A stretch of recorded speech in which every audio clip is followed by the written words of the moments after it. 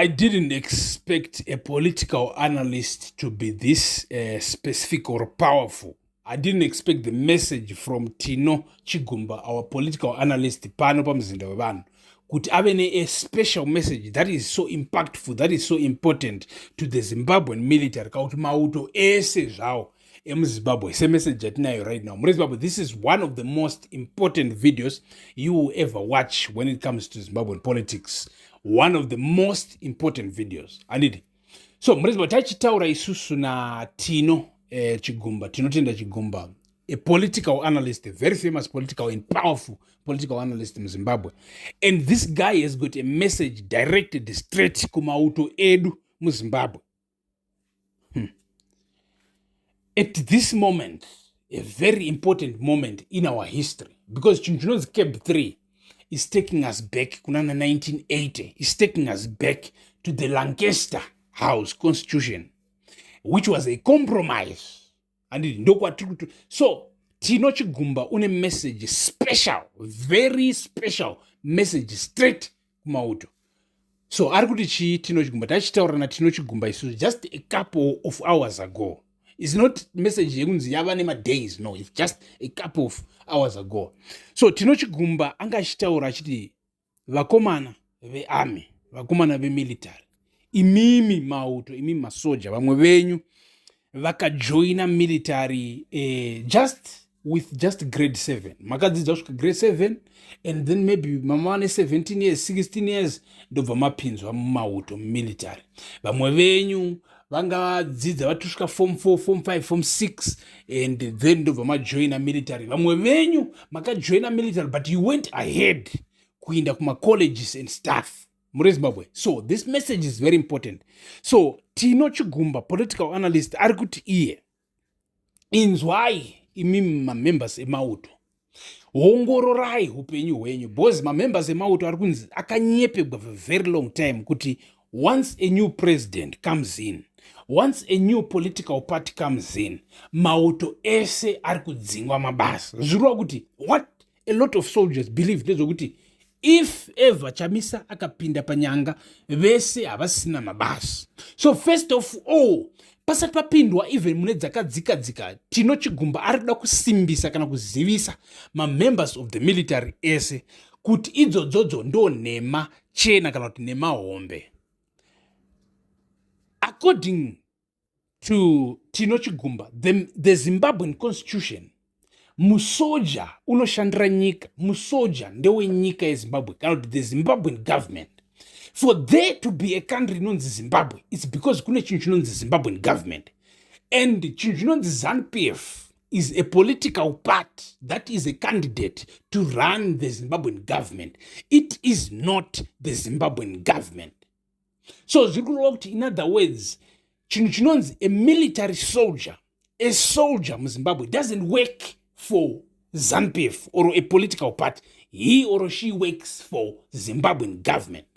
So removing ZANU-PF and replacing it with CCC or MDC or NPC or whatever other political party doesn't destroy the Zimbabwean government. It just changes the political party. Chamisa achipinda, the Zimbabwean soldiers will just salute him as the current president wenyika avoted by vanhu, which is the beauty of democracy. So first of all, ku guarantee every member of the security forces or the security sector, kusanganisira mapurisa, kuti vazive kuti hazvirevi kuti kuchinja president kupera kwemabasa avo. Zimbabwe tachitaura na political analyst Tino Chigumba ndiwo watiudza zvinezvi. Akati tell the Zimbabwean people, let the soldiers know, let the police know, let everyone know. This was his first point. Right. Zimbabwe mukomana wapinda second point inova very economic. Inova inobata homwe a lot of people mu Zimbabwe. Vanhu vari masoja, vari mapurisa etc. So zviri kunzi mukomana, in fact tiri kuti mukomana Tino Chigumba watiudza achiti isusu the second thing chiri kufanira kuzikamwa the Zimbabwe Defense Forces is that Zimbabwe haisiyo nyika chete pasi rino. And if there is any good or bad standard of living, when we come to measure, chatoti isu standard of living. We are comparing basa rauri kuita iwewe muZimbabwe nemari yauri kuhoreswa iwewe muZimbabwe against basa riri kuitwa neumwe for example in the next neighboring country South Africa, kuti musoja ari kuita basa rakafanana newewe muZimbabwe rekuprotecta the country, its dignity and its sovereignty. Musoja who is protecting South Africa's dignity and its sovereignty, how much are they being paid? How much is a Zimbabwean soldier being paid? How much is a Zimbabwean soldier being able to afford with his pay versus a South African one, or versus an American one, or versus a Chinese one, a British, a German, a Nigerian, etc. So mkomana Tino Chigumba wabva abudisa achiti tikuda kupinda South Africa, which is our neighbor, which is also a very known neighbor. Zvakuti maZimbabweans mazhinji, they are aware of the life standard that is in South Africa, because une hama iri South Africa yo, una mkoma kana sisi kana mkwasha kana chi ari South Africa, so you know something about what is happening in South Africa. So Tino Chigumba wabva aendera kumberi achiti masoja emuZimbabwe muri kurarama kaupenyu kaupenyu kekubatanidza, makangofanana nemakorokoza ari mustreet, makangofanana nemagarden boy paSouth Africa. Tikati analyst nyatsokutaurai zvakanaka kana muchitaura kuti masoja emuZimbabwe afanana nemagarden boy ari paSouth Africa, kwanzi because lifestyle, what you can afford nemari yamunohoreswa. So tabatati isusu, alright, imimi analyst Tino Chigumba tiudzei kuti an average iri kuhorwa neZimbabwean soldier imari, kuti first of all tione kuti are we on the same page, because mogona muchiti imimi musoja wemuZimbabwe ari kuhora $100 and then tikazobva tabvunza isusu musoja ari muZimbabwe anoti inhema idzodzo I get paid way more. So imari iri kuhorwa nemasoja kana nemapurisa muZimbabwe. So analyst, political analyst Tino Chigumba wabva ati wangu handisi kuda kuwestera nguva kana kuexaggerata kana kudzikisa manamba or anything. Let's say we know kuti most of maZimbabwean soldiers mari yavanohora haisviki $400. Vanotohora more than $400 ka vanhu vanotora nemaranks, vanotora nenzvimbo, vanotora nemaexperience emakore etc. So let's just take kuti pay yese yemusoja wese wemuZimbabwe it's $400 ka kuti yemupurisa wese, because Tino Chigumba vanga achibatanidza mapurisa nemasoja in a certain way kuti let's take mupurisa wese ari muZimbabwe nemusoja wese ari muZimbabwe toti these guys are getting paid $400. Katikazoisa kana kuti kumaruns mariyo is around 7,000 rands. Tikati analysts zvamuri kutaura tikuzvinzwa, but get to the point and make it fast. So analysts ndo pavaenda kumberi vakakudza kuti right, mari yauri kuona yatotaura zvoti it's around 7,000 rands kauti it's $400. Imari yekuti kana tiri paSouth Africa imari inohogwa especially nemasecurity guards atinoti the reaction team roti vanotendekwa kubata pfuti, vanotendekwa to say, but there are security guards who still remain in the security sector. Mpurisa nemusoja, they are above the security sector.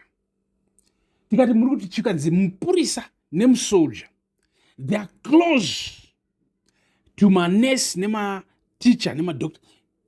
Ime analyst Tino Chigumba nyatsokutsanangura inyaya yezvakanaka. Zvikanzi tikati right tiudzei imimi kuti how much are soldiers and police in South Africa are getting paid. Zvikanzi zvakare ndichauya newe pama-averages.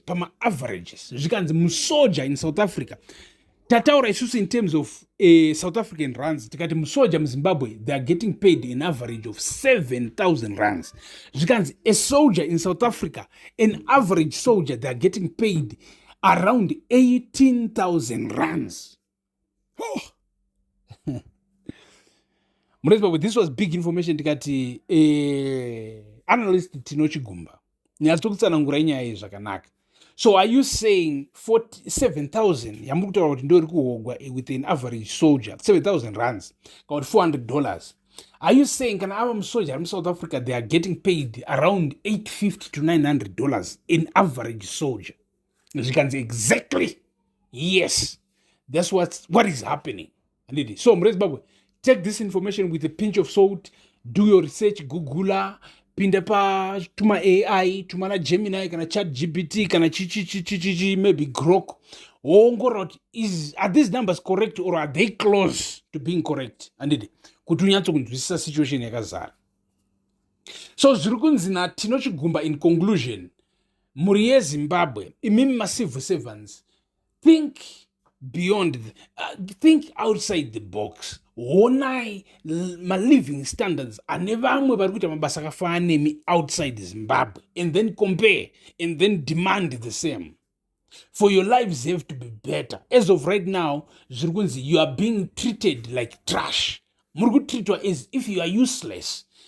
And at the same time, Tino Chigumba ari kuti you guys, you are the enablers of the regime yatinayo. Kana papasina masoja kudhara vana Mnangagwa vakaenda, and kudhara vana Mnangagwa, in fact, as a matter of fact, vana Mnangagwa wouldn't even dare to be talking things avanotaura in public, you know, to be provocative in public, vachitaura zvokuti vanozorakasha vanhu kana vanhu vakaita so vanovavharira mujere kana kuita sei, kana kwakuti mapurisa are not in support of what they say, of the system that they are running.